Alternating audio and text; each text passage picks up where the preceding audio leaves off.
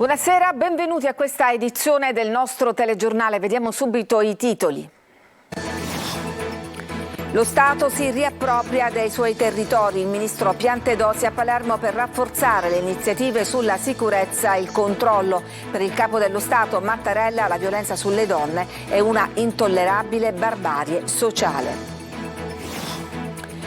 Varate dal governo nuove norme contro la criminalità giovanile, pene più severe per i minori che delinquono e spacciano droga, previsto il carcere contro la dispersione scolastica. A Siracusa denunciati 85 genitori che non mandavano i figli a scuola. Affidata al fratello la figlia di Marisa uccisa dall'ex a Marsala. Le ho detto una bugia, la bimba ancora non sa nulla. Nel ricordo di un'amica il ritratto di una donna indipendente ma anche delicata. Le compagnie aeree low cost tagliano alcune rotte d'AIR per la Sicilia in risposta al governo che chiede un tetto ai prezzi dei biglietti. Oggi giornata di caos negli aeroporti a causa dello sciopero del personale di terra. A Palermo dopo sindaco e assessori anche i consiglieri comunali di circoscrizione si raddoppiano lo stipendio. È previsto dalla legge ma c'è chi grida allo scandalo. Tullio Solenghi a Catania per gli Oscar del teatro italiano ripercorre 51 anni di carriera. Con il trio siamo diventati un cult senza accorgercene.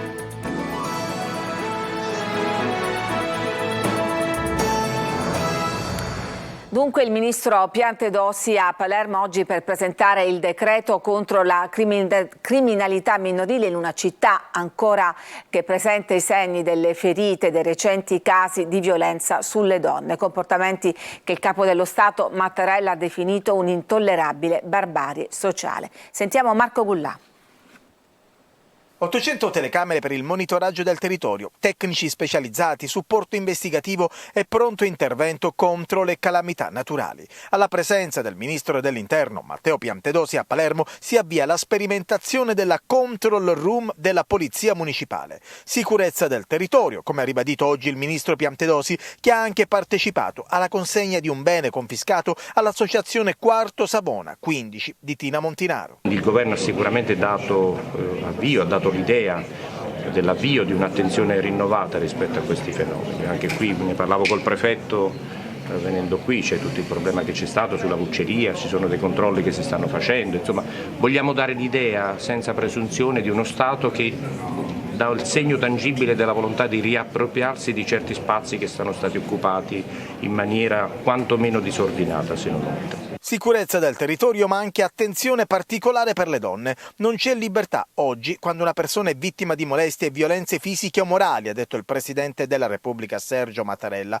Questa intollerabile barbarie sociale richiede un'azione più consapevole di severa prevenzione, concreta e costante. E sul tema Piantedosi aggiunge: le donne devono essere libere di uscire come vogliono, anche in minigonna. È importante messaggi come quello del Presidente Mattarella, perché è qualcosa che noi perseguiamo, preveniamo e reprimiamo con la legge, con l'opera delle forze di polizia, ma bisogna sempre di più puntare anche sulla scuola, su modelli culturali, su modelli di relazioni. Microcriminalità e baby gang in crescita, soprattutto in città come Palermo. Il decreto Caivano mira proprio a fronteggiare questi fenomeni. Del disagio minorile in aree metropolitane importanti come Napoli soprattutto, ma voglio dire anche qui a Palermo, altrove, ma anche nelle grandi città del nord. È un problema che sicuramente non si cancella con un tratto di penna, però è stato importante, secondo me è stato un passaggio importante. Ma vediamo adesso nel dettaglio il decreto appunto sulla criminalità minorile. Ce ne parla Luca Ciliberti. Il Consiglio dei Ministri ha approvato il decreto contenente le misure contro la criminalità giovanile. Sarà più facile per i minori finire in carcere e poi la stretta verso quei genitori che favoriscono l'abbandono scolastico e arresto anche per chi spaccia dosi lievi. Nel dettaglio, contro l'abbandono scolastico via la multa da 30 euro per i genitori che non mandano i figli a scuola. Arriva una nuova fattispecie di reato. Nella ipotesi di dispersione assoluta, cioè che il minore non sia mai stato iscritto a scuola, scatterà la pena fino a 2 anni di reclusione. Nel caso di abbandono scolastico, cioè che il minore faccia un numero di assenze tale da eludere l'obbligo, la pena è fino a 1 anno di reclusione. Viene estesa ai maggiori di 14 anni l'applicabilità del DASPO urbano. Contro lo spaccio di droga, il divieto di accesso e di avvicinamento ai locali pubblici già previsto per chi è denunciato o condannato per cessione o vendita di droga si applica anche a chi detenga sostanze a fini di spaccio e viene esteso alle scuole, alle università e ad aree limitrofe. Si introduce una nuova tipologia di ammonimento del questore per i minori di età compresa tra i 12 e i 14 anni. Al genitore o all'altra persona che esercita la responsabilità genitoriale sarà comminata una sanzione amministrativa pecuniaria da 200 a 1000 euro. Con riferimento al fenomeno delle baby gang si modifica la disciplina dell'avviso orale. Con le nuove norme l'avviso orale è reso applicabile anche ai minorenni a partire da 14 anni. A determinati soggetti di età superiore ai 14 anni il questore potrà decidere di vietare i telefoni cellulari o altri dispositivi usati per la realizzazione o la divulgazione delle condotte che hanno determinato l'avviso orale. Nel decreto è saltata la stretta sull'accesso ai minori ai siti porno. Il provvedimento è stato sostituito da un generico ricorso al parental control, cioè il software che permette di evitare l'accesso dei bambini ai contenuti web considerati pericolosi o violenti. E a conferma di quanto il fenomeno della dispersione scolastica sia diffuso, arriva la notizia da Siracusa, dove i carabinieri hanno segnalato 85 persone che non mandavano i figli a scuola. Francesca Loi. Non mandavano i figli a scuola, pertanto sono stati segnalati all'autorità giudiziaria. In 85, tra genitori ed esercenti la patria potestà, sono stati beccati dai carabinieri di Siracusa. Adesso anche la loro situazione economica sarà passata al setaccio e se verrà fuori che erano percettori del reddito di cittadinanza o di altri sussidi comunali verranno annullati. Quella dell'abbandono scolastico è una piaga difficile da combattere. In Sicilia la percentuale è tra le più alte d'Italia e se Catania è in maglia nera, Siracusa non scherza. Meno di un anno fa, nella provincia retusea, è stato firmato un protocollo fortemente voluto dal prefetto scaduto e promosso dal presidente del Tribunale per i minorenni di Catania, Di Bella. L'obiettivo? Contrastare questo fenomeno ed invertire il trend. Situazione delicata anche a Noto, dove, come evidenziano i carabinieri, ci sono famiglie rom che non mandano i figli a scuola. Per questo le istituzioni fanno il possibile, facendo percepire la loro presenza sul territorio, soprattutto nelle zone più delicate delle città. Il protocollo contro l'abbandono scolastico a Siracusa, non a caso, è stato firmato nel punto denunce dei carabinieri di Mazzarona, uno dei rioni più difficili. Ma l'attenzione dello Stato è rivolta anche a chi completa il ciclo di studi, senza possedere le competenze di base necessarie. Si tratta di una dispersione scolastica implicita, che vede la Sicilia sul podio con il 13,6% dopo Campania e Sardegna. Un fenomeno che era aumentato con il Covid, ma che adesso sembra in diminuzione. Da ora, però, i genitori che non mandano i figli a scuola rischiano il carcere, lo prevede il decreto Caivano. E nella nuova lettera pastorale l'arcivescovo di Catania, Monsignor Renna, formula l'invito a parroci, educatori e catechisti a intercettare le domande dei giovani e a far vedere come l'annuncio cristiano possa rispondere oggi ai loro bisogni e ai loro desideri. Resta in carcere anche l'ultimo dei 7 ragazzi accusati di violenza sessuale di gruppo nei confronti di una 19enne palermitana violentata la notte del 7 luglio scorso a Palermo. Il Tribunale del riesame ha infatti respinto la richiesta di scarcerazione di Elio Arnau, uno degli indagati. Stessa sorte avevano avuto i 5 complici. L'unico minore è stato arrestato qualche giorno dopo essere stato affidato ad una comunità.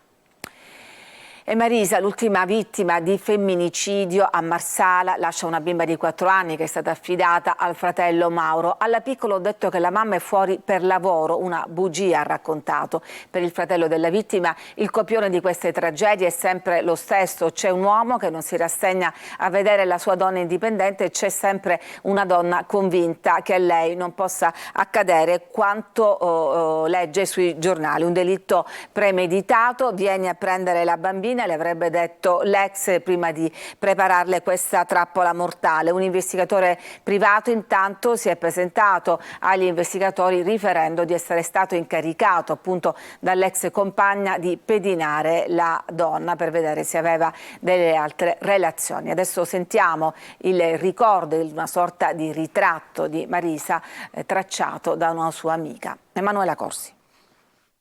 Lui si sentiva inferiore, io non lo so, o non poteva sopportare proprio questo suo essere libera, emancipata, serena. A parlare Roberta, una delle tante amiche di Marisa, la 39enne di Marsala uccisa a fucilate da Angelo Reina, l'ex compagno che poi si è suicidato.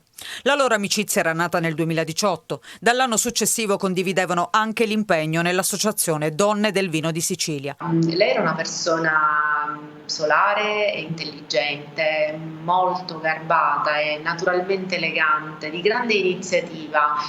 Alle amiche Marisa parlava della sua breve storia con Angelo, dalla quale era nata una bambina, oggi rimasta orfana di entrambi i genitori. Dopo la nascita della bambina, questa persona comincia a perseguitarla, ad inseguirla, a farsi trovare sotto casa, per cui scattano per questo motivo le 2 denunce. Denunce che poi Marisa ha ritirato. Iniziano loro un percorso dal punto di vista anche psicologico, per cui per questi 2 anni più o meno la situazione sembrava assolutamente tranquilla, erano una coppia separata che cercava di gestire al meglio e in maniera civile la crescita e l'educazione di questa bambina. Una storia finita da tempo che invece per Angelo forse poteva ancora essere recuperata. Lui a quanto pare così improvvisamente aveva deciso che dovevano tornare insieme. Marisa era una donna libera, aveva le sue idee, la sua testa, non lo amava più e quindi non c'era alcun motivo per tornare insieme. Marisa nel 2019 aveva partecipato ad una campagna contro la violenza di genere promossa dall'Associazione Donne del Vino e negli ultimi giorni della sua vita stava lavorando ad un progetto itinerante proprio per supportare le donne vittime di violenza. E Marisa ci stava lavorando, sembra paradossale che poi sia mancata lo stesso giorno in cui con entusiasmo mi ha detto: adesso prendo tutti i contatti, chiamo l'associazione Palmavite, chiamo il ristoratore, domani mattina ci sentiamo e ti aggiorno, un bacio. Questo è quello che ricordo di lei. Il pomeriggio del 6 settembre nell'ultima call, il suo entusiasmo e il suo avermi rimandato a domani. Quel domani per Marisa non c'è mai stato, perché Angelo Reina ha messo fine alla sua vita. Tra le amiche e le colleghe c'è tanto dolore ma anche tanta rabbia. E resta una promessa, quella di realizzare l'evento per le donne che a Marisa stava tanto a cuore e a cui stava lavorando. Donna, mamma, tu non sei sola. Intanto a Marsala, nei pressi di Porta Garibaldi, è già spuntato un murales dedicato proprio a Marisa. L'artista Fabio Ingrassia l'ha disegnata sorridente con in mano un messaggio, lo stesso che la donna aveva postato tempo fa sui social. La mia essenza, c'è scritto, non è merce di scambio. Stop alla violenza. Cambiamo decisamente argomento. Oggi sciopero dei lavoratori di terra degli aeroporti. A Palermo cancellati 2 voli, 12 a Catania, 8 riprogrammati. Intanto le compagnie aeree low cost tagliano alcune rotte da e per la Sicilia in risposta al governo che chiede un tetto ai prezzi dei biglietti. Vediamo il servizio.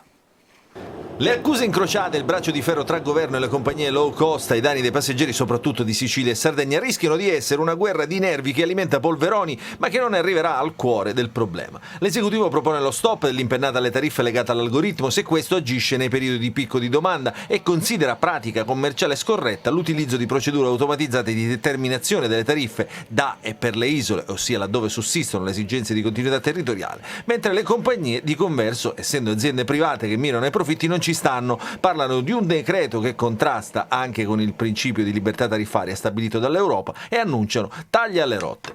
Queste riduzioni si sono sempre avute nel corso degli anni e spesso sono state legate più a un calo fisiologico della domanda e alla stagionalità dei nostri mercati che a fattori straordinari. Livelli record di passeggeri e tariffe alte denota appunto come sia un problema di eccesso di domanda rispetto all'offerta piuttosto che temi diversi legati magari a revenue management, algoritmo o quant'altro. Ormai le low cost su Catania e Palermo, ad esempio, in estate vendono in overbooking per l'elevato numero di richieste, cosa che non avviene in inverno, eccezione fatta per Natale. Ovviamente vanno tutelate categorie particolari come chi viaggia per motivi di salute o gli studenti fuori sede, ad esempio. Sarebbe assolutamente auspicabile per tutti intervenire specificatamente sui singoli componenti di mercato piuttosto che intervenire genericamente su una dinamica dei prezzi che difficilmente possiamo influenzare. Per contrastare il caro voli rispettando il diritto di impresa, il MIT ha pubblicato un mando rivolto alle compagnie aeree per la continuità territoriale da Comiso. Previsti 2 voli al giorno da e per Roma e 1 da e per gli aeroporti milanesi, fermo restando che, a detta di tutti gli analisti del trasporto aereo, la soluzione più efficace sarebbe quella di aprire l'accesso alle rotte più trafficate a un maggior numero di vettori per assicurare la concorrenza.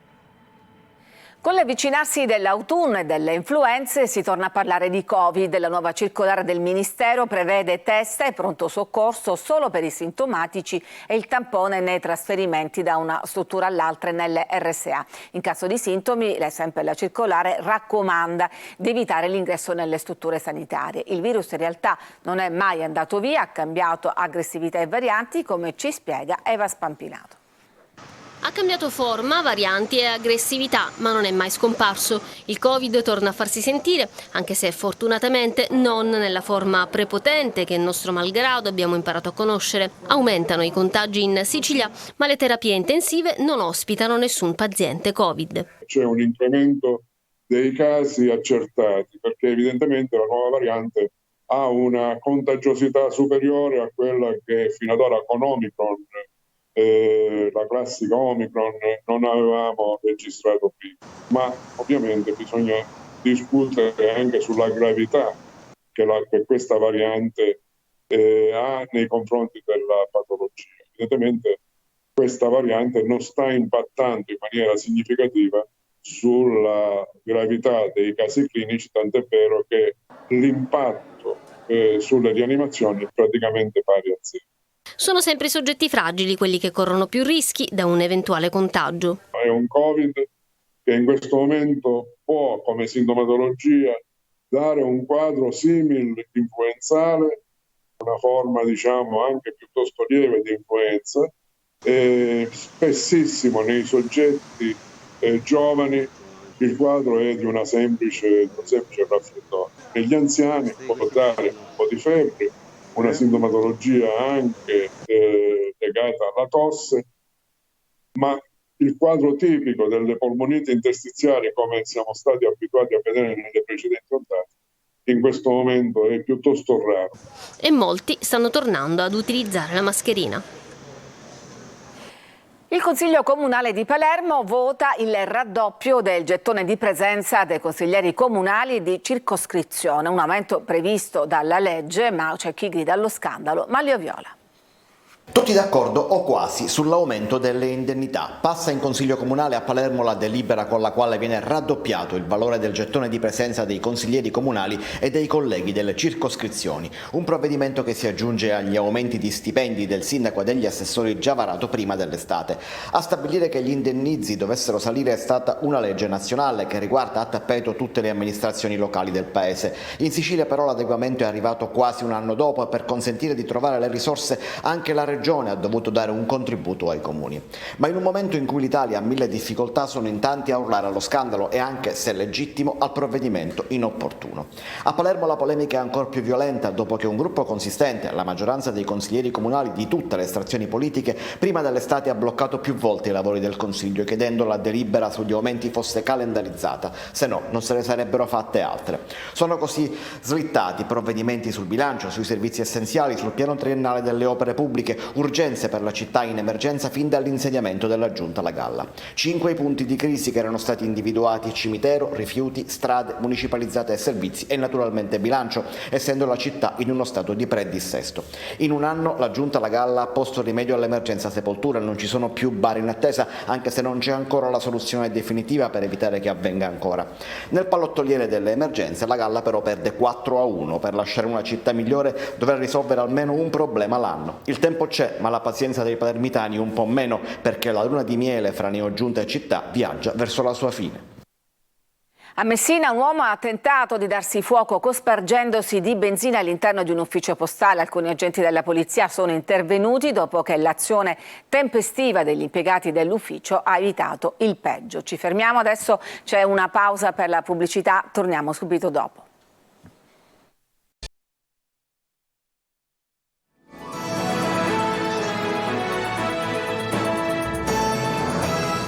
Ed eccoci di nuovo in studio. A Palermo un cavallo si è accasciato a terra in pieno centro. La gente grida vergogna e filma la scena scatenando l'ira dei vetturini. È successo ai Quattro Canti, dove l'animale che trainava una carrozza, forse sfiancato dal caldo, è scivolato sul basolato. Gli animalisti promettono battaglia. E veniamo adesso al caso della compravendita dei test per l'ingresso a medicina e chirurgia. Intanto gli avvocati preparano i ricorsi. Il servizio. I test di medicina venduti a 20 euro su Telegram diventano un caso anche politico. Le domande e le risposte che secondo il quotidiano La Repubblica si potevano trovare sui gruppi dell'applicazione di messaggisti è arrivato sul tavolo del ministro dell'Università, Anna Maria Bernini, che ha convocato i rappresentanti della Conferenza dei Rettori Italiani e del consorzio che si occupa dei nuovi test. Dobbiamo fare luce su quanto accaduto per tutelare gli studenti. I TOLC per medicina sono alla loro prima prova pratica. Se non funzionano siamo pronti a rivederli, ha detto il ministro Bernini. Il Ministero ha da subito aperto una procedura di indagine chiedendo immediate informazioni e chiarimenti sul regolare svolgimento delle prove di ingresso ai corsi di laurea in medicina e chirurgia. Pronti a partire diversi ricorsi con gli studi legali di tutta Italia, pronti a sottolineare l'inadeguatezza dei controlli da parte del consorzio che si occupa dei test e di espedienti che moltissimi candidati di diverse scuole di preparazione ai test di ammissione hanno escogitato per divulgare i quesiti e le relative soluzioni oggetto della prova d'esame, falsando irrimediabilmente gli esiti della prova. La diffusione anticipata delle domande sarà uno dei temi fondamentali dei nostri ricorsi individuali e collettivi. Tuttavia gli studenti, le famiglie devono sapere che solo attraverso una approfondita istruttoria dinanzi al TAR potrà capirsi l'esatto peso di quante domande tra aprile e luglio sono state ripetute e quindi quanto è l'incidenza di questo fattore. A noi pare ancora più forte viceversa l'ingiustizia e l'illegittimità di un sistema che è fondato sull'equalizzazione, in cui abbiamo visto soggetti con 15 risposte esatte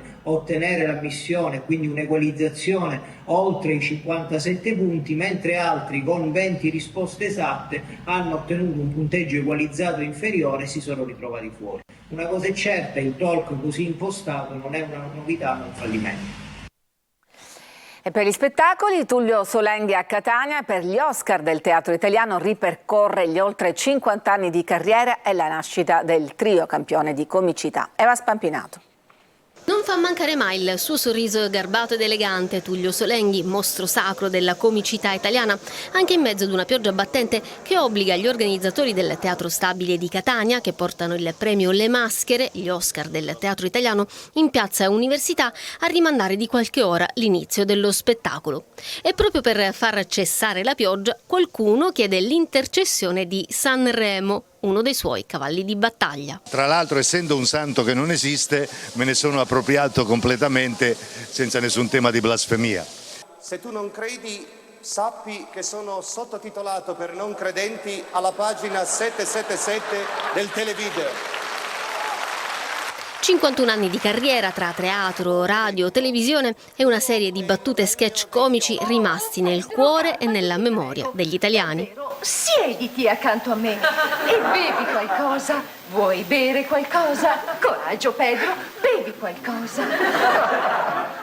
Per Tullio Solenghi tutto è iniziato tra i banchi di scuola. Imitai la professoressa di chimica, che era una specie di Iervolino antelitteram, senza accorgermi che ce l'avevo alle spalle. I miei compagni di classe non ridevano e io ero stupito, stavo facendo anche meglio del solito. Poi mi sentii battere sulla spalla, mi girai e lei mi disse: 3 giorni di sospensione, caro il mio noschese da strapazzo. Poi l'incontro con Massimo e Anna e fu il trio Solenghi, Lopez, Marchesini, un prodigio di graffiante equilibrio tra struttura narrativa e improvvisazione che spopolò nella TV degli anni 80 e 90 con quasi 15 milioni di spettatori incollati allo schermo per la prima puntata dei Promessi Sposi, nati da un no propiziatorio. La presidenza Rai ci diede su un piatto d'argento la conduzione di Fantastico, che era quella a cui ambivano tutti. E noi abbiamo avuto il coraggio di dire no, grazie, e svelando che volevamo fare i Promessi Sposi. La comicità prima di noi era sempre l'ingrediente di qualche altro programma, di un talk, di un varietà, e noi abbiamo fatto comicità continuativa per 6 puntate da un'ora. Talento straordinario, vena satirica, analisi del contesto sociale, tempi comici. Non sappiamo se oggi il web restituirebbe a Tullio Solenghi e al trio lo stesso successo che ha consegnato loro la televisione di un tempo, ma una cosa la sappiamo. Tuttora lo utilizzano a scuola per insegnare Promessi Sposi? Sì, poi sono diventati un cult. Quando lo giravamo non avevamo assolutamente percezione di quello che sarebbe diventato. Adesso sì. Ci fermiamo, c'è una pausa e poi torniamo con la pagina sportiva.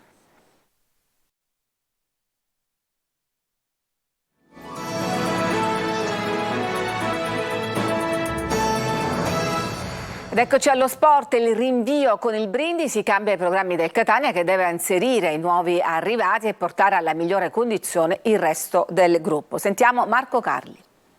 Una pausa da sfruttare. Tabiani fa di necessità virtù perché sa che il ritmo partita si ottiene appunto solo giocando le gare ufficiali, ma vuole trarre il meglio da questa pausa non richiesta nata dal rinvio di Brindisi Catania. In vista del prossimo match con la Z Picerno al Massimino di domenica 17 settembre non ci saranno amichevoli, la squadra si allenerà fino a domenica mattina per poi riprendere il martedì la preparazione tipo per la partita. Nel frattempo si proverà a inserire al meglio gli ultimi arrivati e si cercherà la soluzione per sostituire Rapisarda, l'unico assente al momento sicuro oltre allo squalificato Lorenzini, e la sostituzione già nella rosa si chiama Castellini, il jolly difensivo che può interpretare tutti i ruoli. Capitolo Silvestri con Curado costituirebbe una delle coppie centrali migliori della C e c'è Quaini che cambia le caratteristiche del reparto se si vuole costruire da dietro. A centrocampo Deli ha caratteristiche diverse rispetto a Rocca e Zammarini, più incursore con capacità di inserimento, qualità che non mancano nemmeno agli altri due, ma la carriera di Deli in tal senso ha dimostrato che il centrocampista rappresenta un più che valido completamento di una rosa che garantisce pressoché in tutti i ruoli un'alternativa.